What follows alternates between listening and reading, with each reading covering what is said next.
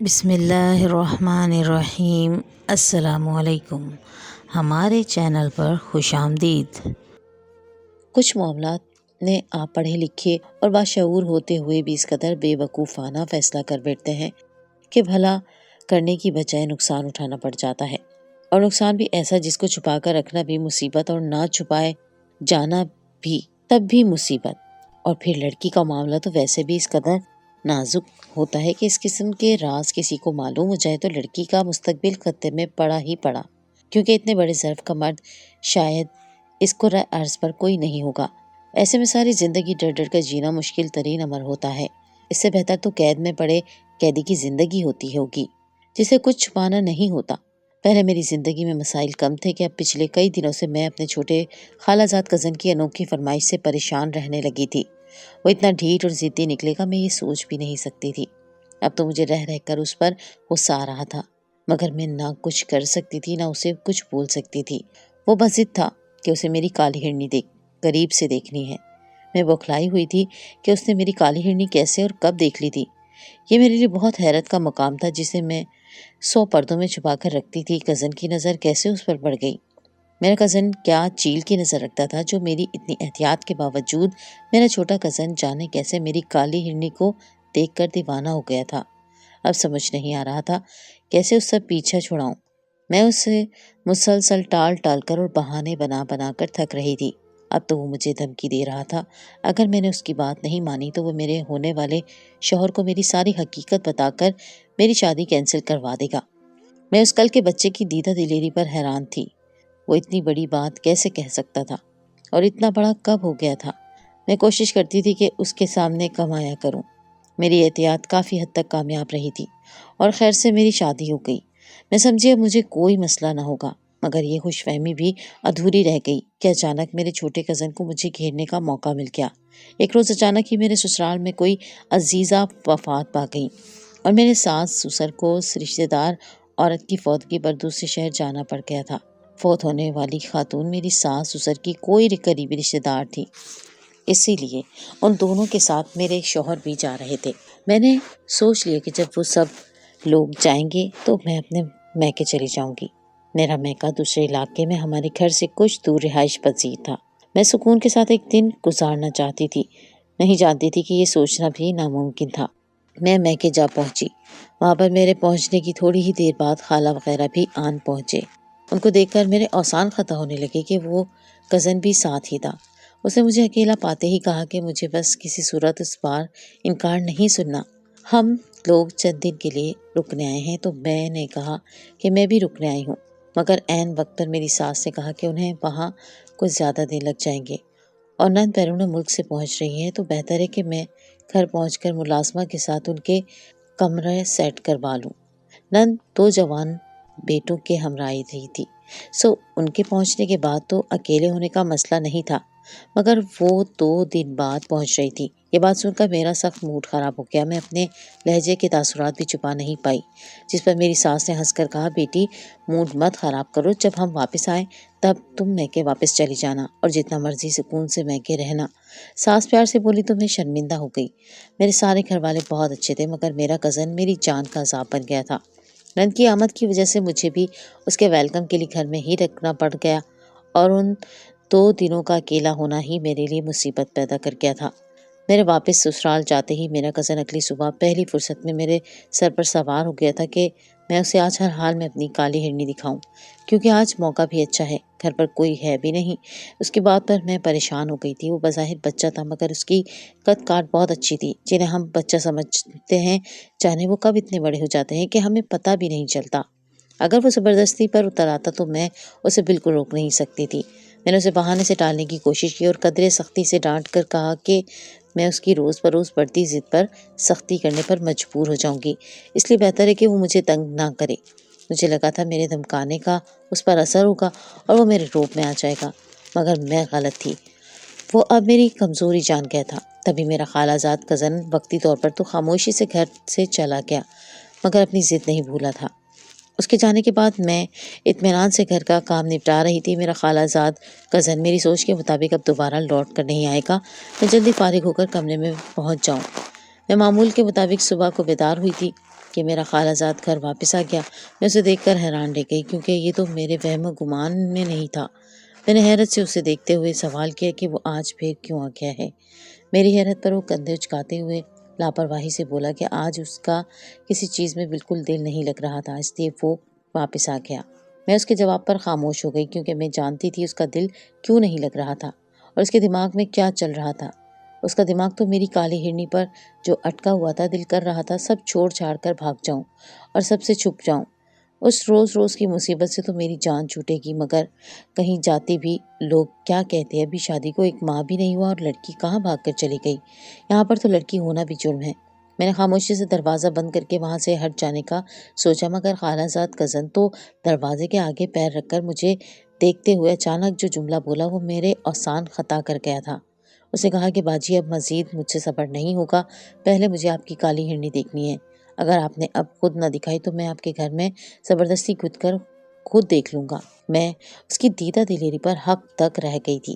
وہ ضد پر اتر آیا تھا اور وہ جانتا تھا کہ میں اکیلی ہوں تو وہ مجھے دھمکا بھی سکتا تھا۔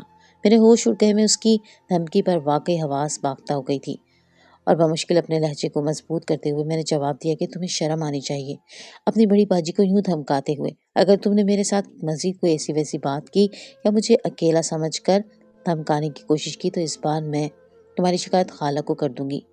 میری بات پر وہ ڈٹائی اور سکون سے بیٹھا مسکرانے لگا اور مجھے جتاتے ہوئے بولا کہ دیکھ لیں باجی، امی کو میری بات بتاتے ہوئے آپ کو بھی اپنا راز فاش کرنا پڑے گا۔ وہ راز جو کہ پورے خاندان میں صرف میں ہی جانتا ہوں، اور کسی اور نے جان لیا تو شاید آپ بھی کہیں کی نہ رہیں، شاید بھائی آپ کو گھر سے نکال دیں، تب آپ کیا کریں گی؟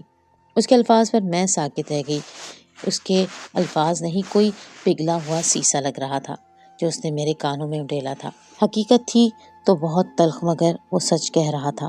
سچ سامنے آنے پر فرہاد مجھے چھوڑ دیتے اور یہ سوچنا بھی میرے لیے سوہان روح تھا، مگر میں سوچ بھی نہیں سکتی تھی وہ اپنے اس شوق کے لیے مجھے یوں بدلحاظی سے دھمکائے گا۔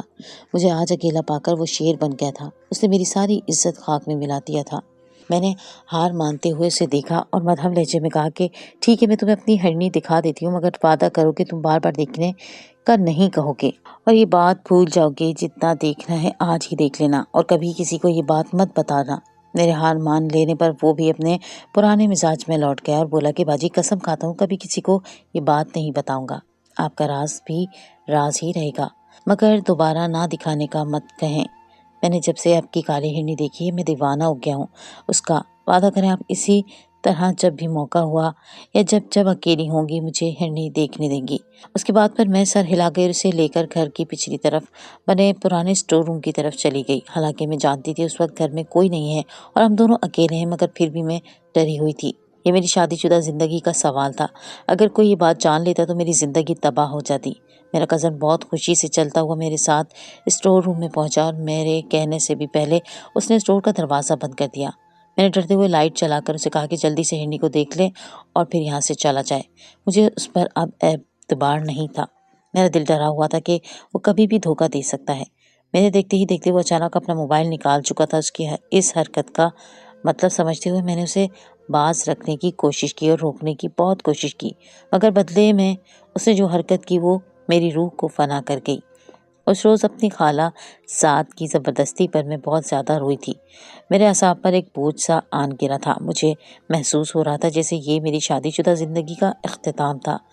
یقیناً میرا خالہ زاد بعد میں مجھے دھمکانے والا تھا، کیونکہ اس نے جو حرکت اس رات کی تھی وہ یہی ظاہر کر رہی تھی کہ اس کی نیت اچھی نہیں ہے اور وہ آئندہ بھی مجھے ایسے ہی مجبور کرنے والا تھا۔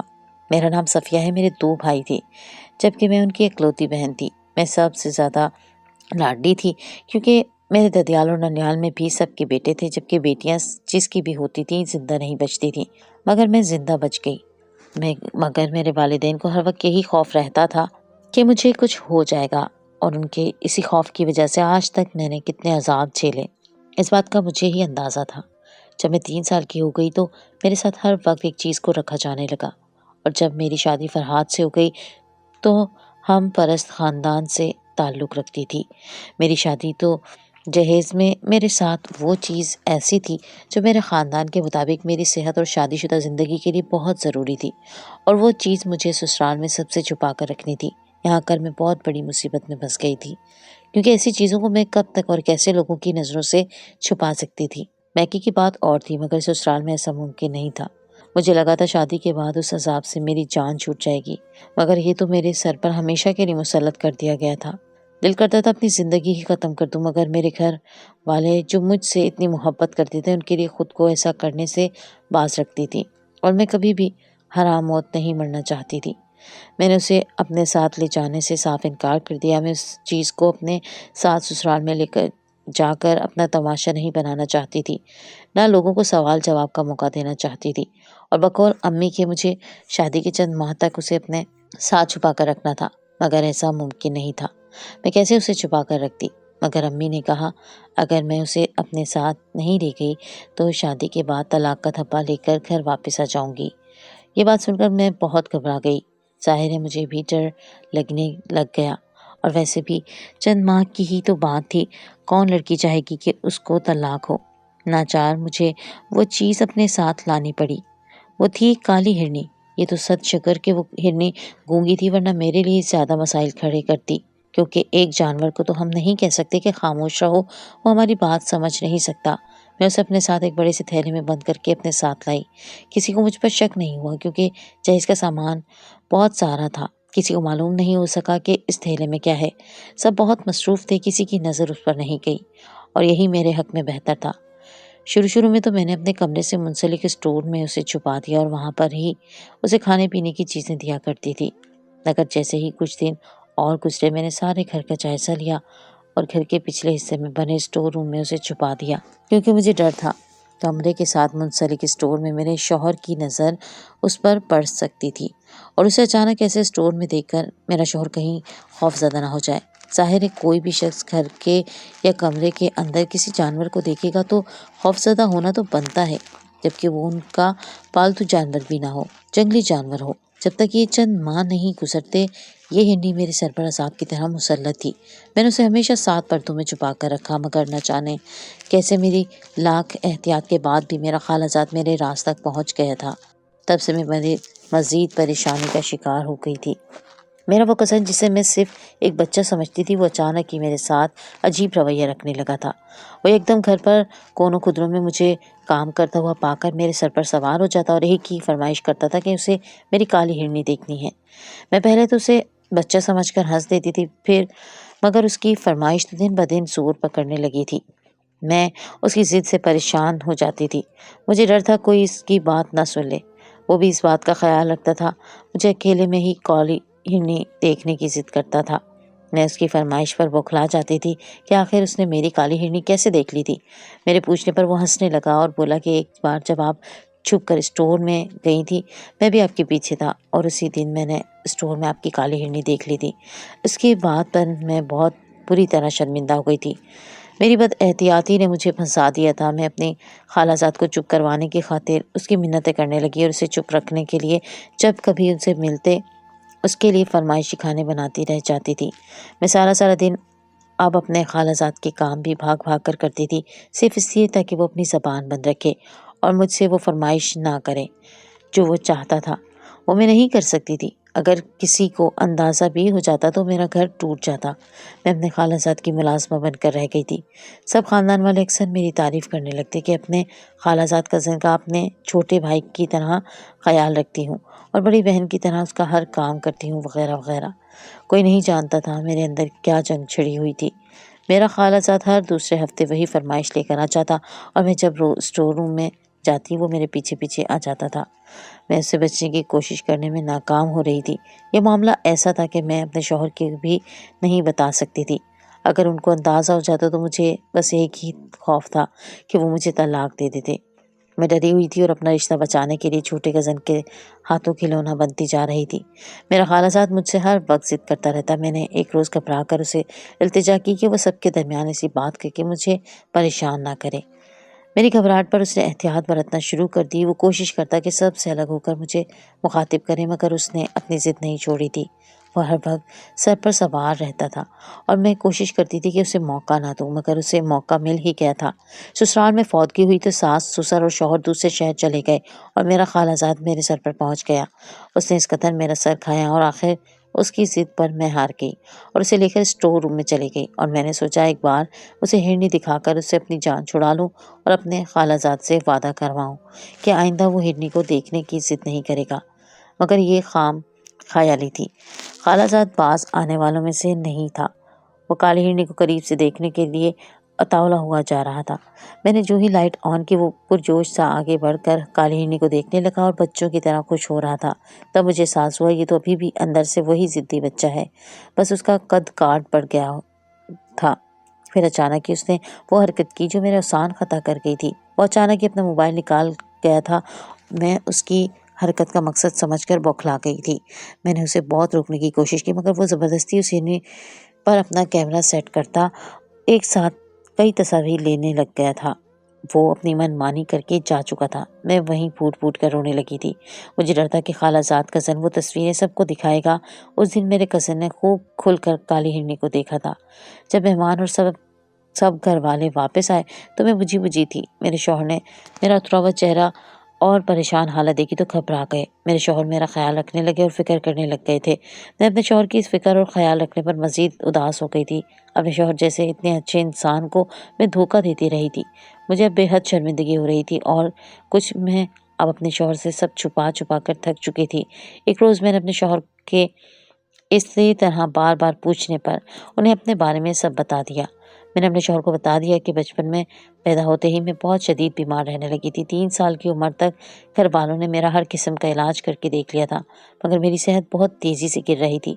تنگ آ کر گھر والے ڈاکٹروں سے حکیموں تک پہنچے اور حکیموں سے پیروں فقیروں تک جا پہنچے۔ ایسے میں کسی نے ہمیں بہت دور پہاڑی والے بابا کے بارے میں بتایا اور کہا کہ وہ بابا ہر مرض کا علاج کرنے کے ماہر ہیں۔ میرے ماں باپ مجھے اس بابے کے پاس لے گئے اور میرا مسئلہ بتایا کہ میں ہر وقت بیمار رہتی ہوں، جس کی وجہ سے میں نہایت کمزور اور لاغر سی تھی۔ وہ پہاڑی والا بابا نہایت عجیب سا انسان تھا۔ اس نے میرے ماں باپ کو میری بیماری کا نہایت انوکھا علاج بتایا تھا، جس کے لیے اس نے پہلے ہی بتایا کہ کچھ باتوں کا نہایت خیال رکھنا پڑے گا، ورنہ میں پھر سے بیمار رہنے لگوں گی۔ میرے ماں باپ جو پہلے ہی ڈرے ہوئے تھے مزید ڈر گئے۔ اس بابا نے ہمیں ایک بالکل سیاہ ہرنی کا بچہ دیا اور کہا کہ اسے میں ہمیشہ اپنے ساتھ رکھوں، مگر ایک انوکھی سیاہ ہرنی کو اپنے ساتھ رکھنا بہت سے لوگوں کو عجیب لگتا تھا۔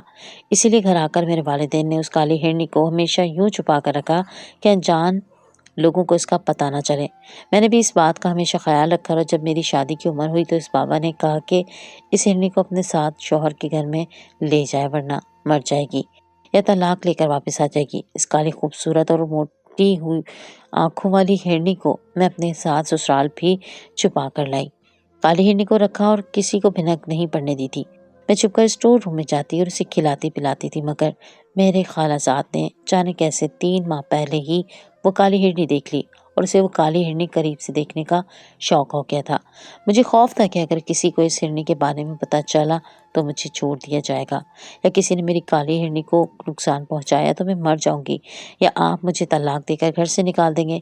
میرے ذہن میں بچپن سے ایسے ہی وہم اور اندیشے بٹھا دیے گئے تھے۔ نہ چاہتے ہوئے بھی میں ان پر یقین کرنے لگ گئی تھی، مگر لاکھ احتیاط کے باوجود میرا خالہ زاد میں کزن کالی ہرنی تک پہنچ گیا تھا، اور جب اس نے تصاویر بنائی تو میں سمجھ گئی کہ وہ دوستوں کو دکھائے گا اور سب کو اصلی ہرنی دکھانے کی ضد کرے گا۔ میں خوف سے سرد پڑتی جا رہی تھی۔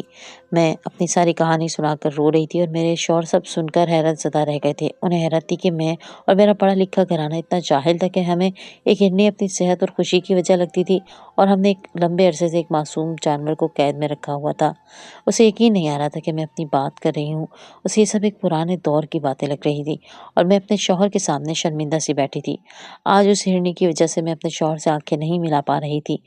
میرے رونے پر میرے شوہر نے مجھے چپ کراتے ہوئے سمجھایا کہ انسان کی صحت یا زندگی موت صرف اللہ کے ہاتھ میں ہے۔